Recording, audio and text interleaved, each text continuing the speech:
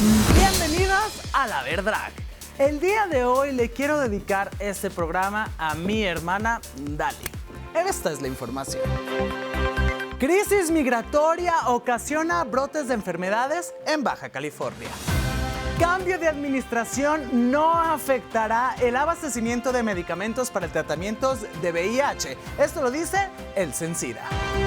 COFEPRIS presenta su Plan Nacional de Farmacovigilancia para la población LGBTIQ+.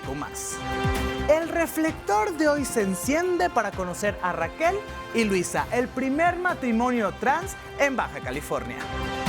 En La Chorcha hablaremos de la tan comentada crisis del agua. En el diván de Amanda conoceremos a la activista Victoria Samano. En Mi Verdrag les hablaré el por qué el Poder Judicial ha perdido la confianza de los ciudadanos. Yo soy Amanda y esta es La Verdrag.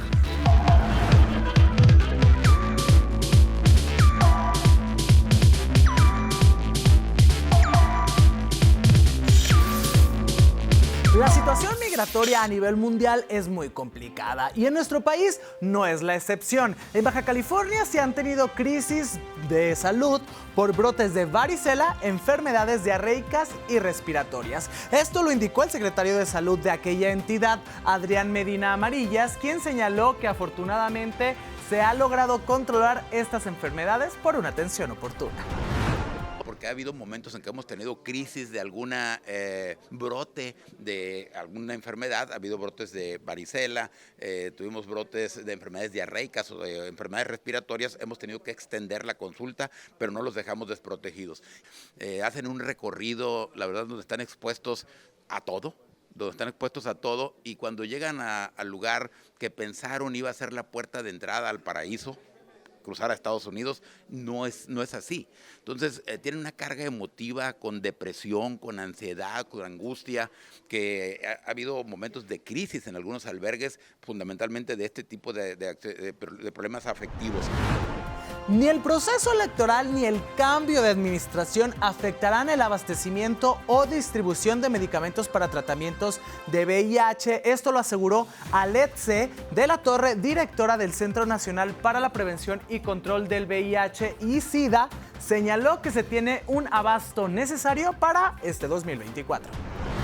De haber bajo ninguna circunstancia falta de medicamentos, ni para la prevención, es decir, para el PrEP, para PEP, para la atención de las personas, para VIH y para hepatitis, para todas las personas que se encuentran en el territorio nacional. Esto incluye también a nuestros hermanos migrantes.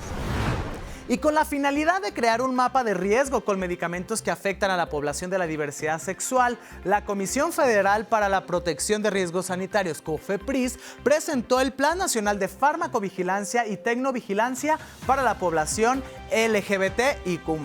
El titular de la COFEPRIS, Alejandro Sbarch, indicó que este plan busca tener una farmacovigilancia cercana, inclusiva y diversa, con atención oportuna, calidad de la información, mejoramiento del impacto regulatorio de fármacos dirigidos a la población LGBTIQ+, y sobre todo la coordinación interinstitucional. Esta intervención representa un impulso fundamental para conocer de la mano de ustedes las reacciones de los tratamientos dirigidos especialmente a la población de la comunidad y nos permite llevar por fin, la farmacovigilancia al territorio de la mano de quienes más se pueden beneficiar. Con la información vamos a conocer de primera mano las reacciones adversas presentadas y originar un mapa de riesgos nacional y sobre todo detonar las estrategias regulatorias para disminuir los riesgos a la salud.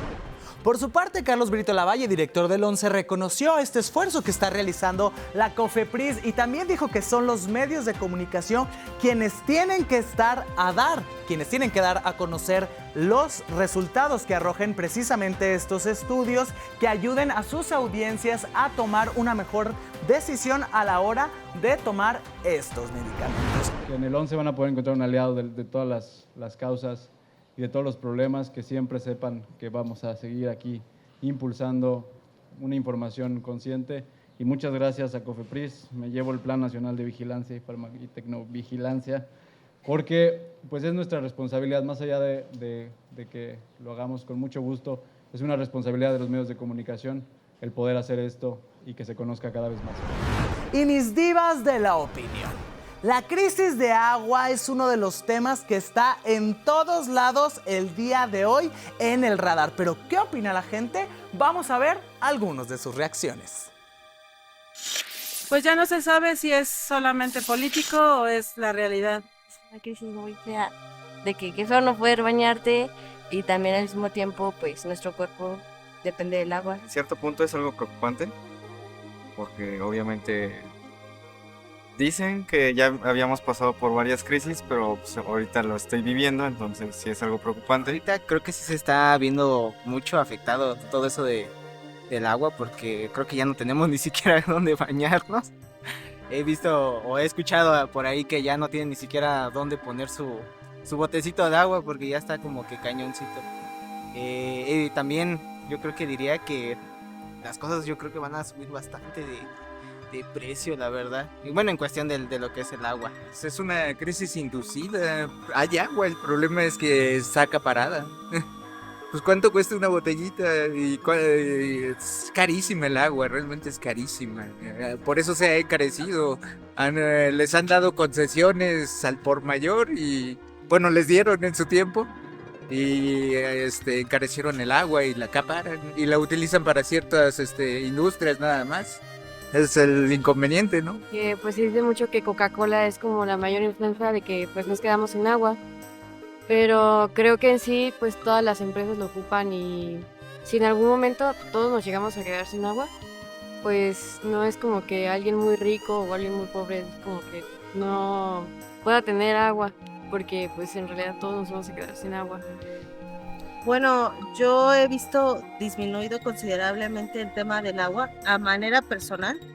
El edificio donde nosotros vivimos nunca había carecido de agua y en los últimos meses el agua ha faltado o ha tenido cortes y eso al final propicia pues un descontrol, un desbalance o el estar llenando cubetas o para tratar de resguardar, ¿no?, el agua que cae. Sí, implementar medidas para cuidarla más, o sea, aunque digamos eso no impida que se acabe, tal vez retrase un poco el tiempo en el que se vaya a acabar.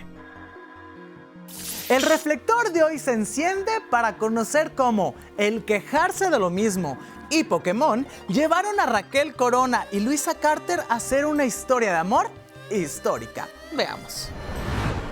Quejas más que nada de lo complicado que es encontrar amistades de la edad LGBT, la de aceptarla porque no sabía quién era, pues, entonces le tomé screen y la pasé a mi amiga y le dije, oye, es ella la que nos va a aceptar. Y dijo, sí, sí, ya le regaló. Entonces ella pone que el mejor Pokémon de inicio de la primera generación, o sea, hablando de juegos del 96, ajá, y que el mejor era Evolution. Y yo, como una persona totalmente racional, le pongo un post como de 3 párrafos explicando con números, estadísticas, mis motivos de por qué estaba mal. Y yo ya lo leí todo y dije, no, pero dije, no, tienes razón. Y ya le empecé a decir, no, pues sí es cierto, por esto, por aquello. O sea, leí la razón y ya siempre como la enamoré. Y ya, pues yo tengo una reunión, salgo tarde, pero aquí mis ojos me tuvo la esencia de esperarme. Ya, pues ya nos vamos a platicar y demás. Mandaste uno que me fuera, ¿no? Y que ya vete, ya ni tarde. Sí, ya fue tarde, todavía le dije, no, ni que te esperes, dije, yo estoy aquí. Y ella le habla a su mejor amigo y le dice, es que entonces de verlo con ella me dice, ¿cómo se llama? Y ya le digo el nombre de la persona. Me dice, ok, yo lo sé. Y ya no me dijo nada. Pero sí, ahí quedó. Y yo, gracias. Y ya cuando llegué a mi casa vi un mensaje de mi amigo que decía, cuando estás en tu casa, márcame. Le dije, pues, ya lo que no, ya le marqué. Y después cuando me dijo, es mi jefa. Yo le digo que por nuestras historias han sido muy parecidas en el sentido de pues, tenemos la edad muy parecida, hemos pasado por lo mismo. Sí, tanto el tema de la edad. Decimos que pues, literalmente transicionamos casi a la misma edad, nomás que desfasadas como un año. Creo que a veces como personas de la comunidad y más como personas como que dices, no hombre, o sea, quisiera casarme, quisiera tener mi pareja más tarde, pero la verdad, ¿por qué? Porque a veces es difícil para nosotras, nosotros, todas las personas de las disidencias, encontrar pareja. Es nada más hermoso como que alguien te invita a algo que no quieres y digas, lo tengo que cancelar con mi señora.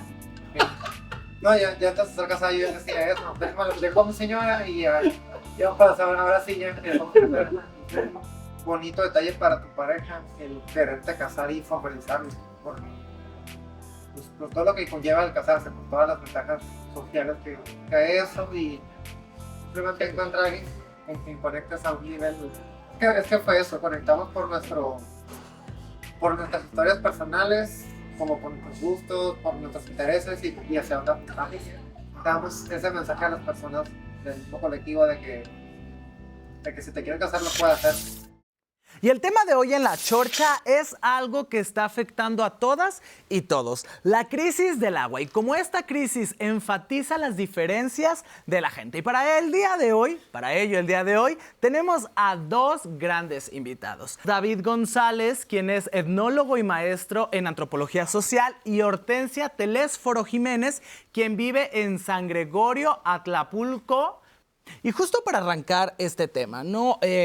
Pareciera, David, Hortensia, que esta crisis viene desde hace algunas semanas, porque todos los medios se maneja así, ¿no? En todos los medios hay como esta nota catastrófica de que se nos está acabando el agua, pero la realidad es que lleva muchísimo tiempo esta crisis, no solo en la Ciudad de México, sino en todo el país. Señora Hortensia, ¿usted cuánto tiempo tiene batallando con el tema de la crisis de agua? Bueno, buenas noches. Pues yo soy originaria del pueblo de San Gregorio Atlapulco. En realidad nuestro pueblo ha sido dador de agua en la Ciudad de México desde los años 1900. Entonces esta crisis de agua para nosotros y para el ecosistema que teníamos, que es lacustre y demás, pues se acabó. La Ciudad de México se acabó el agua de los manantiales, vinieron los pozos, vino la sobreexplotación, vino el sismo que vino a dañarnos a través de haber sobreexplotado esos mantos freáticos. Y ahora esta crisis para nosotros empezó el 2 de diciembre del 22 con la represión ante estar en contra de una obra hídrica que no se consultó como pueblo originario y para lo cual fuimos reprimidos por casi 1000 granaderos al estar en contra de estas obras hídricas, porque sabíamos que justo esta sobreexplotación de los mantos freáticos iba a dejar mucho más daños y ha dejado mucho más daños al pueblo. Efectivamente, tienes mucha razón, no empezó con esto, no empezó ahora, pero sí estamos viviendo las consecuencias de esto y también estamos viviendo, me parece, una idea de poder, que el creer que el que tengas dinero te va a dar la posibilidad de tener más agua. Nosotros estamos pidiendo la democratización del abasto de agua, o sea que todos seamos iguales, porque al ser de pueblos originarios y ser de pueblos de la náhuatl, que en particular en San Gregorio hay una diferencia, hay más tandeos, hay más pipas y demás. Y es que también, o sea, el tema del agua marca muchísimo la diferencia de quiénes tienen este acceso con el agua, quienes no. Hay incluso concesiones del uso de agua, si no me equivoco, mi querido David. Es decir, ya hasta hay un negocio alrededor del agua en este caso, ¿no? Así es. Bueno, pues muchas gracias por la invitación, por el espacio. Y creo que primero habría que identificar un proceso histórico y un proceso social que se está viviendo en torno al agua, y justamente con discursos hegemónicos y que han universalizado el tema del agua. Es decir, hay un día cero, un día de crisis nacional, en donde el abasto para la población va a ser nula. Si bien se ha mencionado que no existe como tal esa fecha en nuestro país, pero a nivel de localidades muy pequeñas en las zonas rurales ya ha pasado. Pero también existen discursos que de alguna u otra manera enmascaran y generan este dinamismo de la mercantilización del agua y de ver en ella un recurso escaso, un recurso limitado y un recurso, como bien lo menciona Hortensia, que solamente va a ser accesible a quien pueda tener el recurso para poder pagar por él. Y es que les decía, ¿no? O sea, los medios de comunicación traen este tema desde hace algunas semanas bastante fuerte y desde mi perspectiva lo único que hacen es que se crea como esta fake news o esta nota amarilla de que se está acabando el agua, y eso hace que se encarezcan los servicios también de pipas. Es decir, decía el presidente que está asegurada el agua en la Ciudad de México, sin embargo, estas notas tan alarmistas, tan casi apocalípticas, lo único que hace es que quienes venden pipas, los servicios de pipas se vuelvan muchísimo más caras para las personas, ¿no? Es que hay un fenómeno aquí que, si bien es cierto que puede ser amarillista, también falta una conciencia real en la cuestión de perder la idea de que porque tienes poder, sea económico o político, tu palabra va a ser más grande que la propia naturaleza. Eso lo debemos tener muy claro. Y sí puede encarecer muchas cosas, pero aquí el problema es la desigualdad en el que se tiene, me parece que no necesitamos tantos proyectos y no es solamente una apreciación personal, o sea, no se necesitan tantos megaproyectos que consumen muchísima agua y la cuestión no es dramatizar, sino poner con seriedad esto en una agenda política seria. Con palabras no vamos a resolver la falta de agua y es una vivencia real que no ha habido agua. Nosotros que tenemos pozos de agua, es una injusticia que la mayoría o muchos de los barrios que están en mi pueblo no tienen agua hasta por un mes y somos tandeados. Entonces, como nosotros tenemos pozos de agua y el mismo pueblo no tiene derecho al agua, es algo que no es concebible. Y es que justo la naturaleza, pues a pesar de que nos hemos sentido como civilización que podemos controlarla, la realidad es que no, es bastante dura. Y también es un tema de que no ha llovido, hay una crisis climática que no ha permitido que todos estos pozos y todas estas presas y eso puedan estar a buenos niveles de agua, ¿no?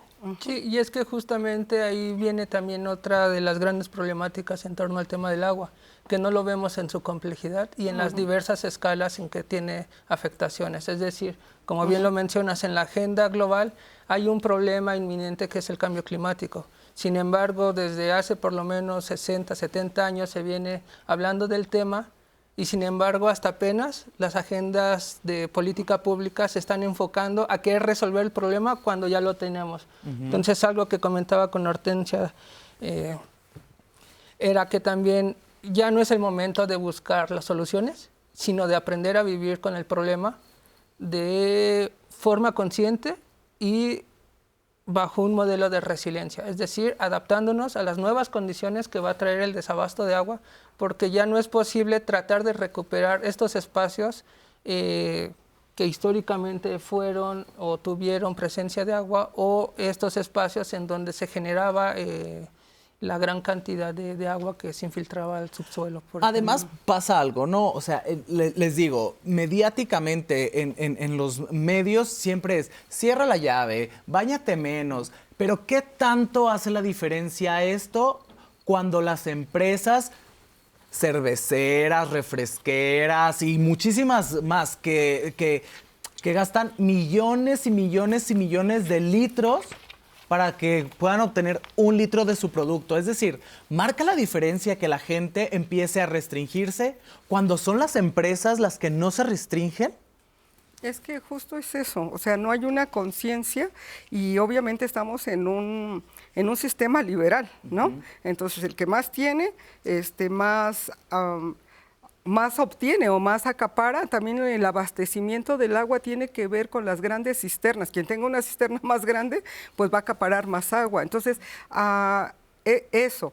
Y visto de la otra manera, el cómo ya entró toda esta cuestión neoliberal a las cuestiones de agua y de recursos, tiene un sentido mercantilista, ¿no? Tiene un sentido de no el bien común, y el agua debe ser considerada como el bien común, y las poblaciones estar atentas a lo que es la vivencia, a lo que es la verdadera vivencia de este recurso y lo que produce. O sea, ¿de dónde se produce el agua? El agua se produce de los cerros, de los bosques, de toda la naturaleza. Entonces, si no se pone una lupa hacia esto y también a la distribución justa, estaremos en una cuestión de crisis donde nosotros, al menos como pobladores, decimos que estamos luchando por la cuestión hídrica, no solo para nosotros, sino para los que vienen detrás de nosotros, que no sería bueno dejarles ninguna guerra de agua. Justo, o sea, la crisis del agua, de esta falta de agua, ¿hasta dónde podría llevarnos en temas sociales? Bueno, Para comprender la dimensión de una sequía, por ejemplo, que sería como este momento en donde empieza a hacer falta el abasto de agua, habría que entenderlo en 4 dimensiones. Primero es una de tipo climática, es decir, el aumento de temperatura, que es lo que genera que los cuerpos se vayan reduciendo. La segunda es que se limita la precipitación, entonces obviamente pasamos a una sequía hídrica. La tercera sería una de tipo económica, donde justamente el abasto, por ejemplo, de alimentos o de otro tipo de productos se empiezan a encarecer justamente. ¿Por qué? Porque muchos de los productos que consumimos contienen una huella hídrica, es decir, una cantidad de agua muy específica con los que se producen, y al no haber, entonces imagínate, los precios se inflan. De ahí la cuarta dimensión sería la social, y que es la que me ha tocado vivir en mis experiencias de trabajo de campo en la Huasteca Veracruzana. Imagínate, un espacio totalmente de clima selvático y húmedo que ya tuvo en el año 2019 una severa presencia del día cero en esa comunidad. Entonces ahí nos lleva justamente a esta sequía social, que lo más drástico es justamente generar una migración de tipo hídrica, es decir, el desplazamiento de poblaciones por la falta de agua potable para el uso cotidiano. De ahí también habría que dimensionar, justamente como lo referías hace un momento, que hay también grandes responsables, ¿no? Que si bien la sequía es una parte por la cuestión ambiental, ecológica, el saqueo, pero vamos, eso, ¿es sequía o es saqueo? ¿No? Y ese es un punto crucial, porque parece que la agenda pública no toca, porque pertenece a ciertos intereses, a ciertos actores, y que incluso si pudiésemos dimensionarlo en el mapa de la ciudad, podríamos ver que hay territorios donde, siguiendo el flujo del agua, podemos seguir el flujo de intereses y el flujo de espacios y cuotas de poder muy fuertes, que son en donde se entrega esta agua. Entonces, nada más como para darnos una idea, actualmente, y este es un dato que saqué de Aitor Saiz, hace unos días publicó una nota. Él menciona que 1/3 de las familias mexicanas actualmente vive con escasez de agua. Sí. La otra es que la sequía que actualmente, de la que se está hablando, por lo menos en la zona donde yo hago mis investigaciones, ya lleva 5 años y apenas se está hablando. Entonces, esta sequía está afectando por lo menos ahorita a la mitad de los estados del país. Por otra parte, existe algo que denomina la investigadora Elena Burns como los hidrosaurios. ¿Quiénes son estos hidrosaurios? Pues básicamente son aquellos que llevan la agenda política sobre el agua, que están en las instituciones, que buscan generar toda esta política pública para beneficio propio, pero que también lo tenemos que trasladar a otro concepto muy interesante, que es el de hidrocracia. Es decir, justamente estos actores con recursos, con mucho poder, que están generando una dinámica en torno a la escasez del agua, justamente como lo mencionabas, para inflar los precios del recurso y hacer que la población tenga que generar un gasto extra en su bolsillo, cuando realmente pues, el acceso al agua es gratuito y un derecho humano. Y es justo, es un derecho humano que pareciera que se va a convertir esta crisis de agua en algún momento hasta en una agenda política, ¿no? O sea, a lo que hablas de la aguacracia, o sea, o hidrocracia, o sea, va a llegar un momento en el que esto se vuelva también parte de discursos, partes de promesas, sobre todo en los años electorales, ¿no? Sí, y por eso digo, más allá de las situaciones que vienen de gobierno, que vienen de ciertas líneas, es importante, por lo menos yo lo veo como originaria de un pueblo, la crisis y la forma de que se aborda el agua no es la misma para quien tiene un poder político, pero creo sobre todo que hay una discriminación hacia los pueblos originarios. Y finalmente los pueblos originarios es de donde se ha extraído la mayor cantidad de agua. Entonces, ¿cuál es el llamado? O sea, primero a saber lo que es un discurso y verlo con la realidad con la que estamos todos los días. Y a partir de ahí yo creo que es una organización de los pueblos, una organización de la población ante una situación que, como bien dice David, ya está, pero entonces vamos a ver cuáles son, dijeras tú, las agendas políticas, y entonces hay que democratizar esto. No puede ser que el que tenga más dinero pueda tener más acceso al agua. Aquí sí se viene en este momento, en una cuestión de crisis, a probar de qué estamos hechos en materia ya humana. Ya olvídense de este poder ¿no? electoral, porque las agendas políticas o electorales se van a mover para todos lados, pero debemos estar muy claros que como seres humanos tenemos necesidades básicas, y entonces empezar a tener sentido común, y el sentido común te dice, no porque tengas más dinero, si hay un derecho al agua, bueno, hay que establecerlo así, tenemos derecho al agua, y entonces el que tengas dinero o no, aquí que se democratice y que sea equidad la cantidad de líquido que se va a necesitar para cada quien, o sea, no importa quién seas, o sea, si eres un ser humano tienes el mismo derecho.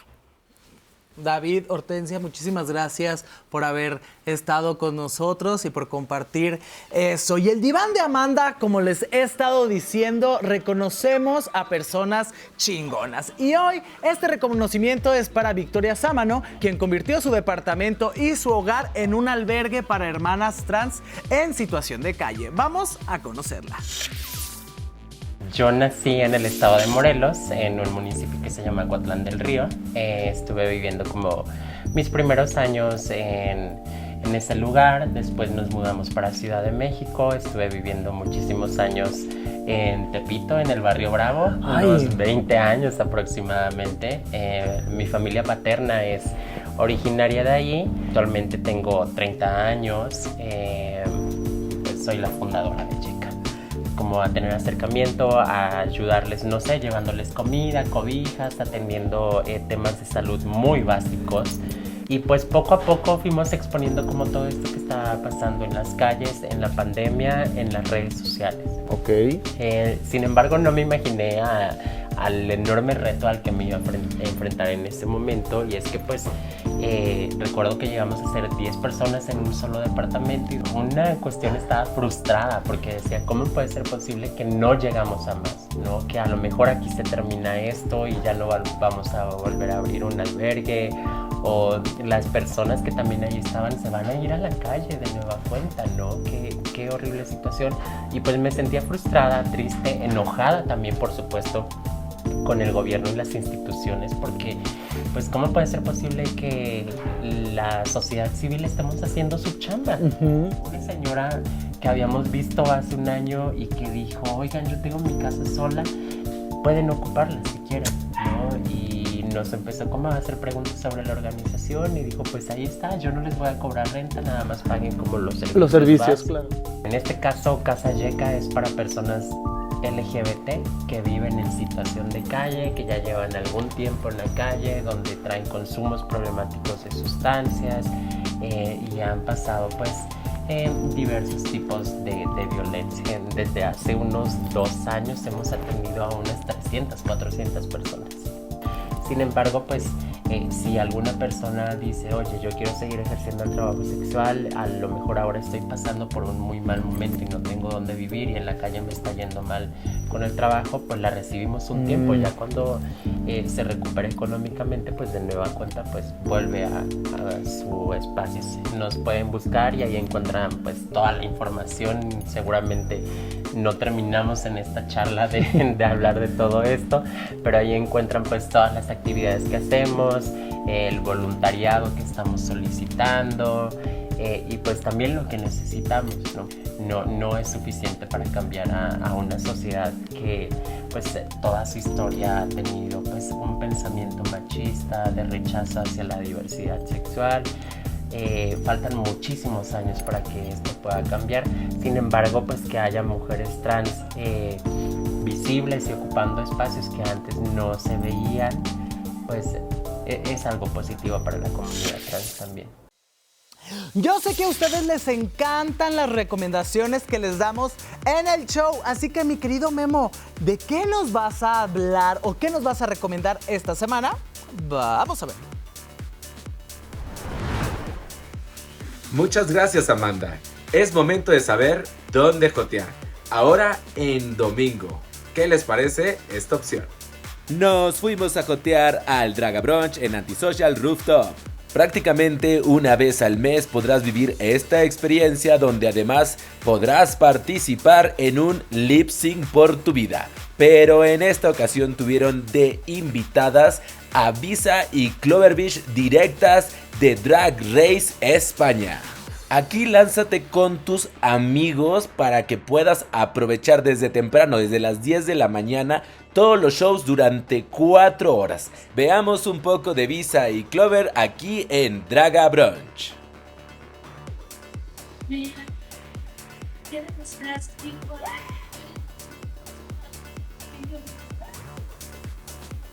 Y hay que mantenerse atentos porque Draga Brunch también hace eventos entre semana, así que sígalos en Instagram. Pero recuerda que si quieres conocer toda la agenda de cada fin de semana, síguenos en Instagram y TikTok de Donde Jotear. Regresamos contigo, Amanda.